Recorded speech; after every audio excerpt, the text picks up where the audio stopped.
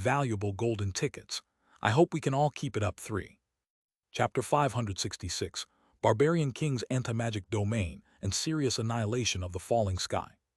Chapter 566, Barbarian King's Anti-Magic Domain and Serious Annihilation of the Falling Sky. So, what did you think about my new records? Awesome, right? Bai Zemin asked with a smile similar to that of a small child who had received many gifts for Christmas.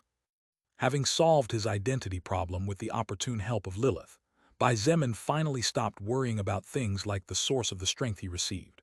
Whether it came from him or from a past life, whatever it was now his strength, and he would gladly use it to achieve his goals.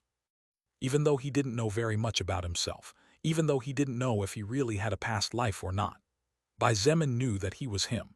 His movements, his thoughts, his goals, everything belonged to him and only to him.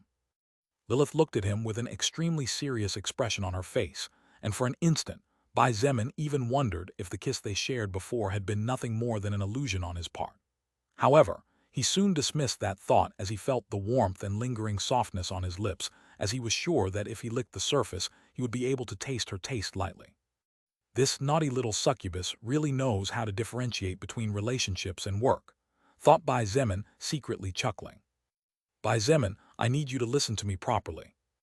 Not only was her expression serious, but even the tone of voice bordered on the tone a mother would use to advise her son when things became difficult, or when he was about to step into an important but new stage of his life. Therefore, Bai Zemin also stopped joking when she even called him by his name, and nodded to show her that his attention was completely focused on her. As you may well know, when an existence is on the boundary between two orders, the soul record sends us a quest which we need to fulfill in order to continue moving forward. Lilith began to explain as she looked at him without blinking. After a pause, she asked, "Do you know why it is like this?" No, Bai Zemin shook his head without hesitation. How could he know? All he could think of was that the soul record tested all existences to see if they were worthy of continuing to advance or not. Lilith looked thoughtful for a moment, but suddenly her face became somewhat complicated as she looked at Bai Zemin, and said without knowing whether to laugh or cry, "Do you remember what happens when the main characters of cultivation novels reach the highest peak of the cultivation realm they are in?" Novels? Bai Zemin's eyes flashed and he quickly replied, "Of course, I remember. When the characters of a cultivation novel reach the highest stage of the cultivation realm, they usually stagnate for months and even years in order to break through the barrier that—" Bai Zemin suddenly stopped, as he finally realized something he had always been overlooking. Seeing the expression on his face, Lilith smiled slightly and continued, "That's right. That barrier that stops the cultivators of the novels is something similar to what you feel. Try to push your soul power higher. You should have a lot of soul power stored up to be able to push." Even though it wasn't necessary to do so since he had done it many times during the past days and knew perfectly well what would happen, Bai Zemin obeyed Lilith and tried to push his soul power to absorb what was right there. But for some reason, it didn't join the rest of his strength. However, it was no surprise when his soul power bounced back with a rumble that shook his soul as it hit something he had no way of seeing. Lilith naturally felt the fluctuation of soul power, so she understood that he had just done what she had asked him to do. Then, she nodded and continued with her explanation. The reason why the soul record gives us a breakthrough quest every time we reach the maximum level of the order we are in is because we need to accumulate certain records that without them, it will be impossible for our soul to gather the strength needed to break through the barrier blocking the next level. Only by obtaining such records and accumulating soul power throughout the process will our souls have the necessary impetus to push us beyond both spiritually and physically. Bai Zemin felt as if a new world had opened up before him once Lilith finished explaining these matters. There was no need to ask the reason why she was only explaining this to him now, since he had only just reached the limit of the first order not too long ago. However, he felt it was strange that she would bring up this topic just now. Undoubtedly. The next instant, she again put a serious expression on her face and pointed out, "When we are in the process of evolution between the peak of one order and the beginning of the order that follows it, our souls usually do not absorb any more records except for meat or precious foods that we have never tasted before and that exceed our soul power range. However, tens of years, centuries, and even millennia can pass without an existence that is on the verge of breakthrough becoming even a little bit stronger." Lilith paused and narrowed her eyes as she slowly said, "But you, on the other hand, continue to absorb records as if nothing. Even though your soul power isn't growing and its purity isn't increasing, the amount of records being added to your soul is definitely abnormal. Most abnormal of all, the soul record seems to favor you. Favor me? Bai Zemin was surprised a lot when he heard this. He looked at Lilith with wide eyes and recalled, "Aren't you making a mistake, Lilith? If the soul record really favored me, then why is it giving me these quests?" But then Bai Zemin paused, as he realized that he could now reach that answer by himself. "You seem to understand now." Lilith nodded. "The soul record does not impose difficult quests on you. The soul record simply decodes the records your soul needs to evolve and shows them to you in translated messages in a way that you and all of us can understand. Try to imagine what would happen if it were not for the fact that the soul record shows us these messages. How long would it take an existence to acquire the necessary records if it doesn't even know what it needs to complete? The path you walk, from the moment you became a blood berserker, is destined to be steep," she pointed out earnestly. "The stronger and bigger the path you wish to build, the firmer the materials you use must be, or else sooner or later it will collapse completely, just like a stone road trampled for several years." I understand." Bai Zemin nodded slowly as he looked at his hands and recalled everything that had happened to him so far. Even though the evolution requirements he was up against were getting crazier and crazier, it was true that the rewards he got every time he succeeded were juicy enough to drive anyone mad. His blood berserker job, for example. Once Bai Zemin succeeded, those first-order beasts that always gave him headaches were no longer a challenge at all, even if they came in groups. He suddenly raised his head and asked something he noticed recently. "Lilith, do you remember when we first met?" Lilith looked at him confused but still nodded. She would never forget that day, even if she was beaten to death, as it was at that very moment when time that, for her, had been frozen, finally began to move once again. If not for Bai Zemin, Lilith would be no different from a wandering spirit trying to find something that she might never find, and all her goals would be left unfulfilled. Moreover, she herself would be like a killing and repeating machine, with no purpose of her own to aspire to. Therefore, while it was true that Bai Zemin owed much to her, she also owed a lot to him. Having no idea of Lilith's thoughts and feelings, Bai Zemin asked again, "Do you remember what you told me back then? If I'm not mistaken, back then you said something about my stats, especially magic and mana, being particularly high. Actually, at the time I put it that way so you wouldn't get too many heirs, but honestly your magic and mana were too high. That's probably why your other stats were also above average, because of the effect the mana had on your body." Lilith pointed towards Bai Zemin's chest and slowly said, "At the time I didn't show it, but I was really surprised that you were still alive, and your body didn't explode into a million of pieces." Bai Zemin's body trembled in fear, and his face turned pale for an instant. After all, what Lilith said was not crazy at all, considering that his soul at that moment should be too powerful for a human physical body to withstand. He coughed to clear his throat and nodded as he said, "Yeah, well, leaving aside the last part, my soul was always stronger than normal, stronger than it should be. So I was wondering if maybe my soul could be that of some powerful being from the past." Lilith's eyes and Bai Zemin's gaze met for a long time before she sighed. "Why did you think of that all of a sudden?" "You see, I wasn't so sure before, but lately, I've started to doubt all this a lot." Bai Zemin frowned slightly, and as he turned his face to look towards the wall in front of him, he said casually, "The endless lotus blue flame was once a flame whose strength had the power to threaten gods and demons alike. When its previous master was defeated and killed, this treasure refused to form a soul pact with any other existence, and had it not reached some sort of agreement with the soul record, it would have disappeared long ago. However, out of nowhere, this little flame showed up before me when I broke an epic grade orb and asked to form a soul pact with me." Without altering his voice or pace, he continued, "On the other hand, there is also the more recent fact. According to the records I obtained, the 6th order skill magic break was not simply learned, but also unlocked. But isn't it implied that to unlock something, that something must already be there to begin with? With magic break, in the future, I could learn the anti-magic domain that was once the signature mark of the barbarian king." Finally, Bai Zemin brought a hand to his chest, and seeing his movement, Lilith sighed in her heart and slowly closed her eyes. "Last but not least, there's also this." Swoosh. The air inside the room stagnated for a second, before the curtains shook violently, followed by a bright flash of gold-colored light, which illuminated Lilith's face. She slowly opened her eyes, meeting Bai Zemin's slow but easy movement, in which with his right hand he pulled out an object enveloped by a bright flash of light from inside his body. Finally, there is this spear. Annihilation of the falling sky, that is its name. Bai Zemin tightened his grip on the soul armament, and the golden light surrounding it burst out, turning into particles of light that floated in the room for several seconds. With her face and outline illuminated by the golden light particles, Lilith looked like an even more beautiful goddess than she already was. Her expression was calm, and the inside of her eyes as serene as an ancient lake as she gazed at the exquisite spear in the hands of the young man at her side. You really had it in you after all.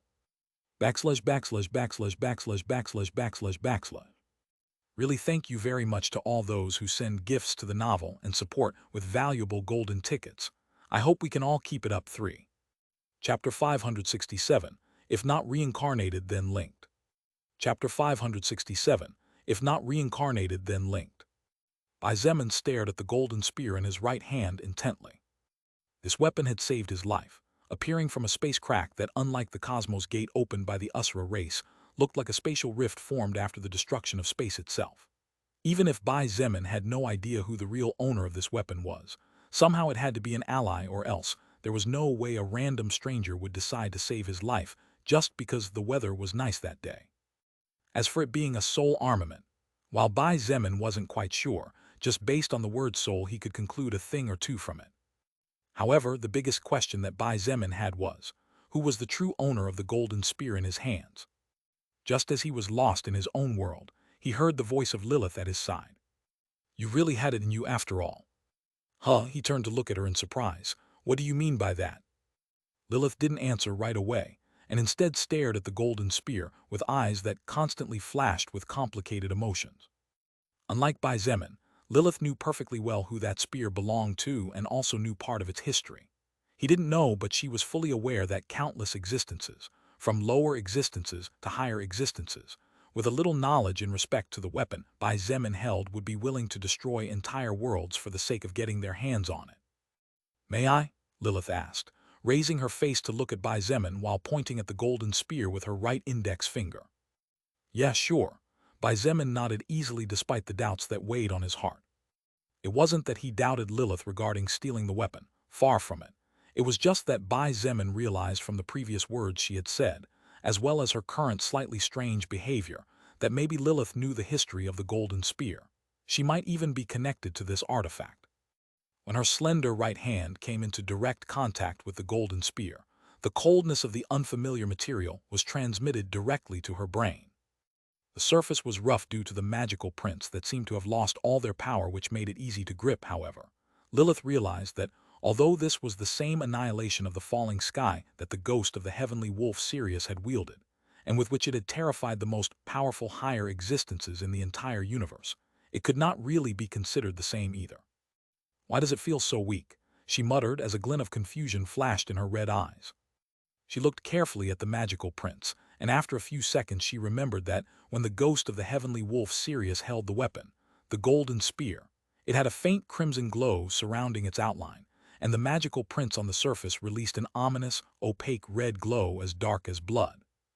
Now, however, except for the color of the material that had been used to craft it and the magicless runes, as well as the shape of the weapon, this annihilation of the falling sky was not at all like that divine weapon capable of shattering space into thousands of pieces and traveling at speeds that would make a fool of any of the 8 most powerful existences in the universe. Lilith tried to read the records of the weapon, but to her surprise, there was actually no message in her retina. This was extremely rare since, as long as an existence desired it, the soul record would always show the records an object had been built with or how it had been born. Unless, her eyes suddenly widened in shock for a moment before quickly calming down. Of course, soul armament, Lilith muttered as she nodded. Annihilation of the falling sky was the weapon that had been the companion of Sirius in his countless exploits. It was not at all uncommon for the heavenly wolf to have made it his soul armament. Hello, can you explain what's going on? Bai Zemin finally couldn't surprising it anymore, so he decided to interject Lilith's thoughts. Oh, sorry, hee. Lilith quickly looked at him smiling and apologized in embarrassment. Bai Zemin smiled bitterly and said softly, looks like you already know my new friend. Your new friend? She looked at him in surprise before slapping her forehead with her free hand and muttering, of course. You just pulled annihilation of the falling sky out of the inside of your body. Lilith raised her face to look at Bai Zemin. She looked at him intently for several seconds, and before he began to feel a little uncomfortable, she finally asked calmly, "Did you form a soul contract with the spear?" "No," Bai Zemin shook his head and asked with a frown, "You didn't see the weapon's records." Lilith extended her right hand slightly and silently signaled Bai Zemin to take the spear back. Once he got the weapon from her, she shrugged her shoulders and stood up with a small hop. "Lilith," Bai Zemin watched her slim back as she walked away towards the large window on the other side of the room. Lilith brought her hands behind her back, and just like an innocent girl, devoid of impurities and negative thoughts, she walked between little hops towards the window. With a single thought, the mana of her body moved, and the curtain that covered the sunlight opened next to the sliding window such that the evening breeze began to circulate inside the bedroom. Her black dress tightened firmly on her figure, and delicately hugged every curve of her body, emphasizing even more her slender waist that seemed extremely flexible, just like a ballet dancer. As she looked up at the blue sky, she said in a calm voice, "Soul armaments are different from any other normal armaments. Unlike a weapon or armor which you can literally forge using anything, soul armaments have strict requirements to be born. Also, another distinct difference is that while anyone within the soul record power system can read the records of a piece of equipment, only the one who formed a soul contract with a soul armament can read the records of that piece of equipment." The room was silent for a couple of seconds before she continued without altering her pace or voice. "That's why I asked you earlier if you had already formed a soul contract with Annihilation of the Falling Sky, because if you can already see the records of the spear in your hands, then it can only mean that it already belongs to you, right? Oh, by the way, a soul contract is similar to a soul pact, but unlike the soul pact, the contract is countless times deeper." As Bai Zemin looked at Lilith's back in detail, he couldn't help but marvel again at her natural charm and otherworldly beauty, which even after seeing her every day for over a full month wasn't even close to enough. He felt that no matter how much he looked at her, it would be impossible to get bored. Could this also be attributed to his feelings for her growing up? Bai Zemin did not know. What he did know, however, was that, for some strange reason, Lilith seemed much more carefree now. Just from the tone of her voice, Bai Zemin noticed that the current Lilith felt lighter than before, as even her shoulders looked straighter and firmer than earlier. "But Lilith," he spoke, and while keeping his eyes fixed on her back, he pointed out, "Annihilation of the Falling Sky, and I haven't formed a soul contract yet." Lilith fell silent for almost a full minute when she heard Bai Zemin's words, and he didn't interrupt her as she seemed too thoughtful. After almost 60 seconds of silence in which she thought and he watched her back without saying a word, Lilith finally asked, "Why haven't you formed a soul contract yet?" "It's not that I don't want to, I just don't know how." Bai Zemin smiled bitterly and proceeded to read the records recorded in Annihilation of the Falling Sky for her to catch up with him. After listening to his words, Lilith once again fell silent. Except this time Bai Zemin couldn't hold back and asked in a hopeful voice, "Can you help me? According to the current description, as long as I form a soul contract with this weapon, the true power of Annihilation of the Falling Sky will be revealed." Bai Zemin was certain that with the true power of this weapon, he would be able to crush everything in his path. His instinct told him so. Therefore, he always wanted to form a soul contract with Annihilation of the Falling Sky. Unfortunately, he had no clue about it. "I'd like to help you, but in this case, I'm afraid you're on your own, little brother." Lilith's reply was not long in coming, and in a clear voice she pointed out, "Even I don't have a soul armament, so while I know a thing or two about it, it really isn't much more than you do." "Even you don't have one?" Bai Zemin asked in astonishment. In his eyes, Lilith was a supreme existence capable of controlling the winds and rains at will. If someone were to ask Bai Zemin who would win in a fight between Lilith and the demon lord, or the god of the Bible, he would without hesitation bet all his chips on Lilith. His confidence in her was blind, and his admiration practically touched the clouds. Therefore, he was very surprised that she did not possess a soul armament. "You little scoundrel, didn't you hear what I said before?" Lilith chuckled with her back to him. "Soul armaments are priceless treasures, as they are the ultimate equipment that will accompany an existence for the rest of their life. They are not easy to forge, and only a few existences know the secret to building one. I'm not even 1 century old, and so there are many things unknown to me in the universe that I need to explore." "I see," Bai Zemin nodded even though she couldn't see it. "But leaving aside the matter of whether or not I have a soul armament, I think we can now confirm two things," Lilith said in a clear voice, finally turning around to face Bai Zemin.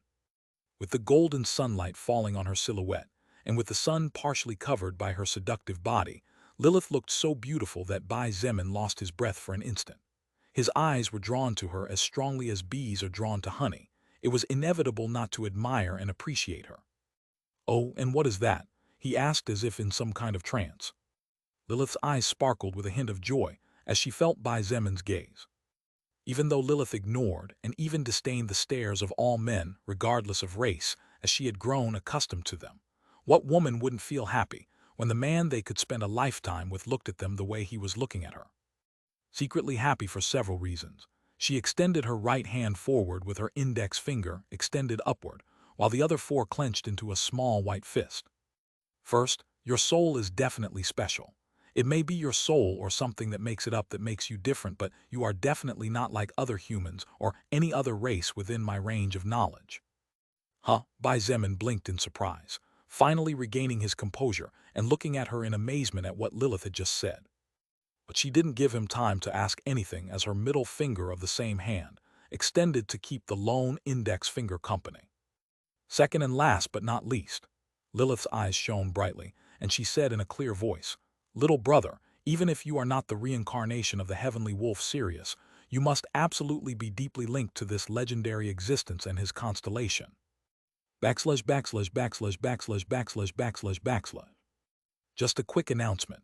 For those readers who were waiting for Samsara Online, I picked up the novel yesterday. Really thank you very much to all those who send gifts to the novel and support with valuable golden tickets.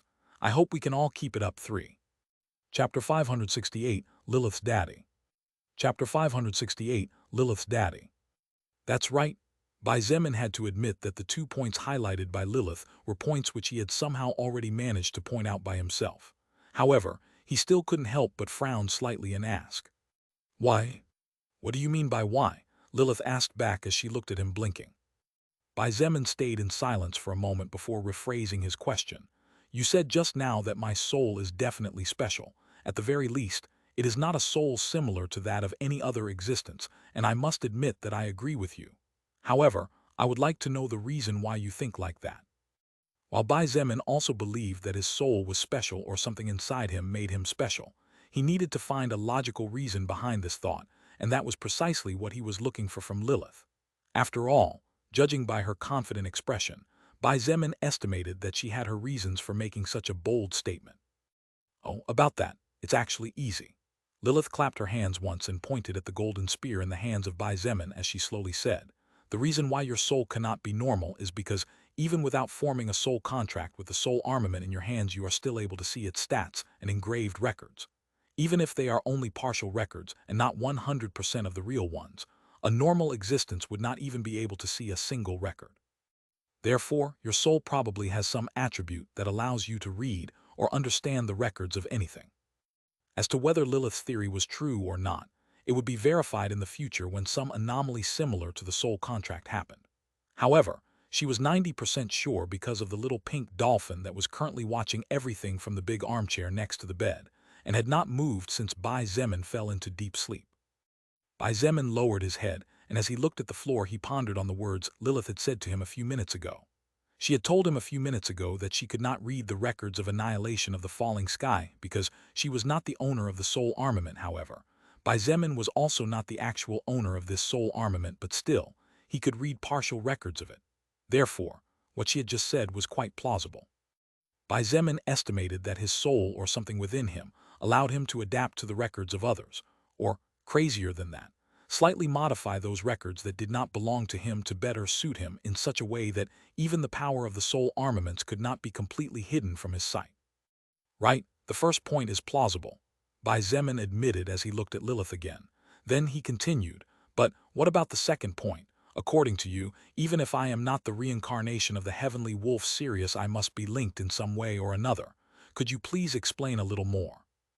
Lilith looked deeply at him for several seconds, narrowing her eyes and saying word by word. "To begin with, the reason I believe you must be related Sirius, and to his constellation, is because there is no way that the remaining power spirit that had stayed hidden deep inside the constellation of the heavenly wolf for millions and millions of years decided to come out just when a deadly war was raging on a distant world. Moreover, if you are not linked to the heavenly wolf, Then it would make no sense that his ghost left behind before disappearing without a trace would suddenly decide to stop attacking the invaders to throw its spear and save a lower existence from certain death. The expression on Bai Zemin's face changed completely, and he subconsciously jumped to his feet. "How do you know?" he asked in surprise and shock. While Bai Zemin had told her about him invading Oblong World, and even though he had shown her some records, Lilith shouldn't know how he almost died, and the golden spear in his hand saved him after appearing out of nowhere. After all, he had yet to tell her these details. "You remember what I told you at the beginning of this conversation?" Lilith looked at him with serious eyes, and at Bai Zemin's disbelieving gaze she repeated, "An insignificant existence, as you called yourself before, should not be able to draw the attention of most of the most powerful higher existences under the bastion called Sky." Bai Zemin sucked in a breath of cold air, and his eyes widened as he heard this. What do you mean by that?" His voice was low as if he feared someone would hear him, proof of how nervous and disbelieving he was. Lilith sighed and closed her eyes for several seconds to recapitulate everything that had happened a couple of days ago. Then, she opened her eyes again and began to narrate everything. Bai Zemin listened to Lilith's story, a story that involved existences that were millions of light years away compared to his current little self, but was surprisingly closely related and linked to him, something that normally should never happen. From the summoning by the demon lord to the appearance of the 8 leaders of the 8 main factions of higher existences, Lilith explained in quality detail how a large part of the most powerful armies of the universe met in the same place, due to the magical fluctuation of the constellation of the heavenly wolf and the powerful glow that illuminated a large part of the nearest stars and worlds. Bai Zemin was greatly surprised to hear that while he and Shangyuan Bingzu were dealing with the Usra race, the higher existences were engaged in a battle against the ghost of a legendary existence that had disappeared from the universe many, many years ago. However, what shocked Bai Zemin the most was to hear how the remnant ghost of the heavenly wolf was actually powerful enough to terrify each and every one of the most powerful existences in existence. Just the remnant power left behind by an existence that had disappeared countless millions of years ago actually overwhelmed an 8th order existence completely, while over 1 million higher existences watched from a distance, without daring to intervene at all. If not for the power of a mighty firmament fragment granting him a second chance, that mighty 8th order dragon would have become history days ago. But just as the ghost of the heavenly wolf was about to deliver the final blow, it suddenly stopped to look towards a certain specific point, and without warning crushed its own spatial lock, which allowed the Dragon King to open a rift in space and successfully flee. However, the strangest part was when the ghost actually threw its precious spear in a hurry as if it was afraid of being late for some special event. Lilith concluded the story by looking at the golden spear in Bai Zemin's hands before adding, "The sole armament of the heavenly wolf Sirius was known in the past as annihilation of the falling sky, the spear you hold right now." Bai Zemin stood in a daze as he stared at a fixed point with his mind blurred. Everything he had just heard was too much for his mind to process, however. It was a story he needed to know, and it was precisely for this reason that Lilith had no choice but to tell it to him. After all, this story could help him find himself, and could serve to clear up many mysteries that the sooner they were cleared up the easier the future path of Bai Zemin would be. Lilith noticed how Bai Zemin's grip on annihilation of the falling sky tightened, clearly unwilling to let it go after hearing everything she told him. But this was completely normal. Annihilation of the falling sky could not only be the weapon of his past life, but was also a priceless treasure that countless would kill for. It was only natural for Bai Zemin to treat it with greater care now that he knew its source. She remained silent and gave him time to assimilate all the information he had just acquired, which was no small amount. The two stood in silence, listening to the voices coming from outside the villa and occasionally hearing military vehicles patrolling the residential area. It was only after about 15 minutes had passed that Bai Zemin finally sighed, and with his free hand tousled his hair fiercely as he let out a low cry. "Damn, this daddy here really got reincarnated." The corner of Lilith's mouth twitched a couple of times as she said, "Well, that may not be the case. According to the leader of the demonic army, a person like the heavenly wolf Sirius could never be reincarnated since his world was destroyed." Oh, Bai Zemin raised his head and looked at her in surprise. Lilith decided that temporarily it was best not to tell Bai Zemin about the higher existences not being able to see Earth, nor the fact that Earth seemed to be protected by some strange energy that she couldn't understand. He already had too much on his table to add more,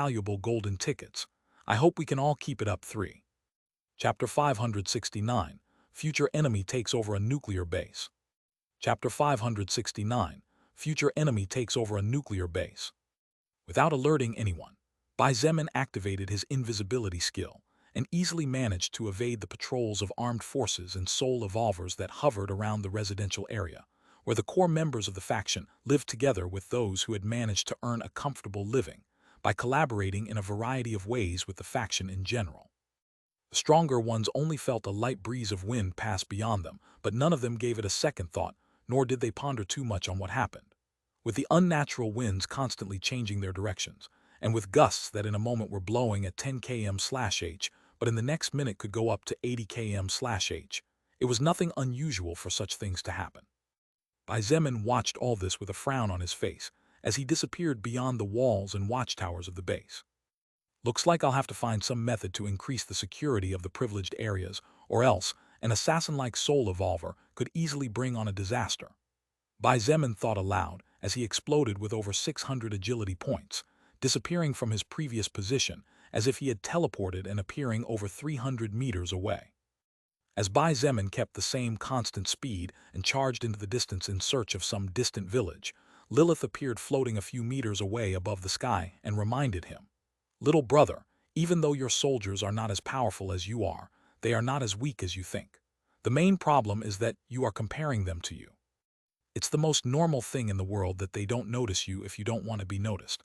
On the contrary, you would have to worry about your ability if with all that pure soul power and with those skills you are discovered by them."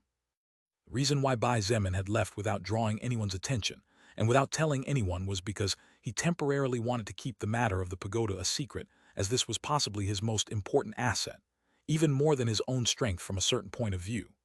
Only a handful of people had his trust enough to show them the power of the small wooden pagoda, and thus he temporarily preferred to keep it in the dark until a better opportunity came along. While Bai Zemin had confidence in his strength, it was not blind confidence. Even if a normal bullet could not kill him, He knew well that a cannonball could really hurt him badly if it hit him because, although his external body would definitely come out unscathed, his internal organs were another matter. Therefore, better safe than sorry. The power of the small wooden pagoda was definitely enough to make even the most devoted grow greedy. I guess you're right, Bai Zemin nodded, and a moment later sighed. If only I had first-hand technology in my hands, everything would be easier. The only things we've managed to acquire were a couple of night vision cameras, and even fewer with infrared vision. If I got my hands on X-rays or motion sensors, even the strongest killer-type soul evolver on Earth at present would not be able to elude the detection of such devices, unless it possesses a skill that allows it to confuse technological devices. Well, what did you expect? Lilith chuckled and pointed out. In this district surrounded by forests and relatively low population, you were lucky to find a military camp, moreover. Your luck was colossal for having that girl with the surname Wu to show you the way, or else your path would definitely have been a lot more challenging than it was. That's true. Once Bai Zemin and the rest of his troops began to move further into China, more towards the center of Beijing, and not as far into the periphery as they were now, the number of military bases would increase, and at the same time the quality of weaponry and technology would also improve. With Wu Yijin by their side, many things would be easier. I only hope Wu Yijin manages to convince her family to surrender if they are still alive. Otherwise, I'm afraid it will be hard. Bai Zemin frowned sharply as he thought of something he had previously been delaying, but now that the road to the south was open and clear needed to be considered. Lilith's thoughtful voice reached him from above. Bai Zemin did not interrupt her and instead kept running, only stopping when he found traces of roads or human civilization. At this point, it was not an easy task to find a village that had not been already explored by his troops. After all, even those villages or minor towns that were relatively far for normal human troops to venture into had already been explored and turned upside down by the soul evolvers of his faction. Not to mention that there were other humans and soul evolvers on the loose as well. They also took advantage of the opportunities that came their way, so Bai Zemin would not be so arrogant as to assume that everything had been taken over by him. In fact, there were more than a few times when his men returned empty-handed to report that the scouted site had already been looted by someone else. At that moment, Lilith's voice rang out again. Even if Wu Yijin fails at convincing her family, she will definitely be on your side. This will be so even if her heart breaks in pain, so you don't need to worry about this. The problem will be in how you deal with her family. You can't assume that a family that has been in power for so long will give up so easily, can you? The Wu family had been ruling over China and creating rules for many generations. Even if the world had changed and the rules created collapsed, it would not be at all easy to make them obey someone else's reign and rules. It was the same as trying to make someone who was a millionaire all their life live in a dusty wooden hut full of bugs, as difficult as climbing to the heavens. How are you so sure Wu Yijin will be on my side regardless of her family's choice? We are talking about those who raised her and gave her love all her life. I don't think her infatuation for me is worth that much. Bai Zemin reasoned aloud. In his eyes, family should definitely be placed first when it came to a crush that hadn't existed until a month or two ago. Father, mother, siblings, grandparents, etc. Those who had been there forever would definitely have to take precedence when it came to someone who was practically a stranger. However, that thought was Bai Zemin's biggest mistake in these cases. Rascal, that stone heart skill really doesn't let you see things in depth. Lilith sighed and said softly, "Little brother, when a maiden falls in love for the first time, she will usually find herself willing to do anything to gain her crush's approval. However, this is especially so for that Wu Yijin girl. In fact, if I'm honest with you, it may be that the feelings of that girl for you are so strong that even I can't comprehend them. You, who is under the constant passive effect of a powerful third-order skill, will naturally see your family higher than a recent love. But for Wu Yijin, who believed that she would never fall in love in her entire life and only awaited to follow her family's arrangements, your existence became not too different from the ferryman who guides lost souls." Bai Zemin's eyes flashed with complex light as he continued to zigzag through the giant trees that occasionally appeared in his path. Wu Yijin was without a doubt an amazing woman. In fact, if it came to affection, she was possibly the girl who appreciated him the most at present. Not only was she strikingly beautiful with a charming face and seductive body, but she was also caring, kind, talented, intelligent, hardworking, companionable, self-centered, mature, etc. She was, without a doubt, a practically perfect woman that the past Bai Zemin could only dream to marry with.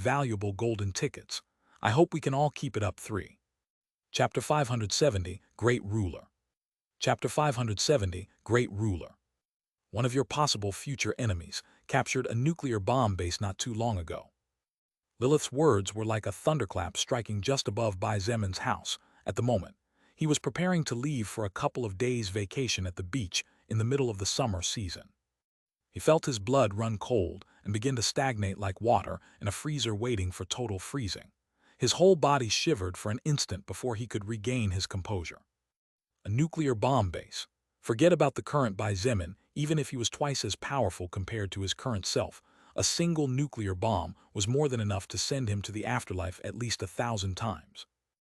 Even if Bai Zemin somehow managed to survive, which was totally impossible, the radiation would cause him injuries that would probably take years to heal from and could even cause strange mutations deforming him completely. What do you mean? He asked in a stiff voice. Lilith noticed by how his voice wavered at the beginning of the question that Bai Zemin was very tense, but she couldn't blame him. Humanity's nuclear weapons were undoubtedly deadly weapons that few lower existences could do anything against. When it came to technology, Lilith knew other races that surpassed Earth's current technology by far. But when it came to destructive power, there were few races that possessed a weapon of mass destruction like those of humanity. This nuclear bomb base I'm telling you about had fallen when the apocalypse broke out. 80% of the troops stationed there turned into zombies, and more than half of the personnel trained to operate the computers also failed to adapt to the mana so naturally. They mutated as well. Lilith began to explain the past situation in order for Bai Zemin to understand the present better.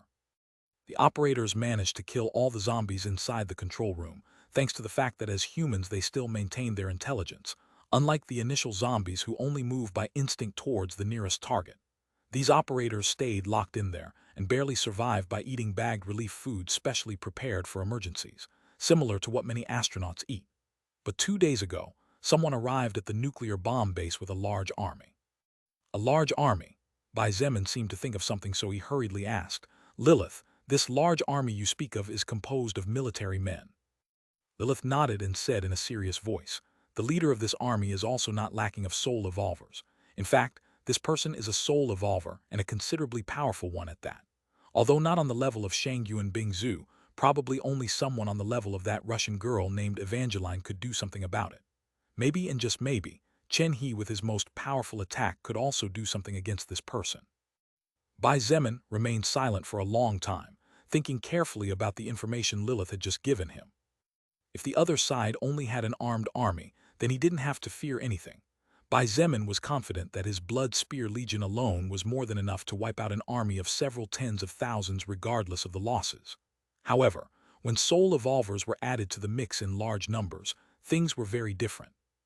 The skills that an existence could obtain by defeating enemies were powerful, and many of them were skills with strange characteristics, so much so that even Bai Zemin himself had to be careful. Therefore, it was best not to take an enemy capable of erecting such a powerful faction in such a short time as a light matter. However, Bai Zemin was fast to identify the possible identity of this person, even without having seen him. It must be an important member of the Wu family, or it could even be Bing Zhu's father, he thought aloud. Without a doubt, Lilith nodded and pointed out, the nuclear bomb base operators and soldiers would definitely not open the gates to the facility to just anyone unless a few more months passed, forcing them into total despair. This person must have a high rank within China's governmental or military power to be able to enter smoothly and take control of the site after its troops eliminated the threats around and inside. Bai Zemin closed his eyes and began to do some calculations in his mind. After about 2 or 3 minutes, he opened his eyes again, but this time his look was serious instead of a slightly panicked look. Oh, Lilith looked at him in surprise and asked, did you find out something? I can't feel panic coming from you anymore, which while it's good, now I feel curious. Would you mind telling me what caused that change in you? Bai Zemin started walking towards the village that had appeared in his range of vision and slowly said, while a nuclear bomb can kill me, this only applies if the bomb detonates in a place too close from me. Just now, I just simulated different scenarios and managed to discover 2 ways in which the power of a nuclear bomb can be completely suppressed or decrease its threat by between 50% and 70%. So, the way to decrease the threat would be to cause the nuclear missile to explode before it reaches the place where you are, Lilith said aloud, earning a nod from Bai Zemin. But, even if you manage to do that, the radiation will spread quickly, so you'll be forced to mobilize all your people far away, and even then it's unlikely you won't suffer losses. Indeed, Bai Zemin said in a serious voice and pointed out, not to mention that if any of China's intercontinental or hypersonic missiles are located in that nuclear bomb base, then the idea of hitting the missile from a distance may well disappear. The speed of the intercontinental and hypersonic missiles was simply too much for Bai Zemin to do anything about, especially the hypersonic missiles. If one of these were launched, then he might as well start saying goodbye to his life from now on. What about the other method you speak of? Lilith asked with a frown. The other method depends.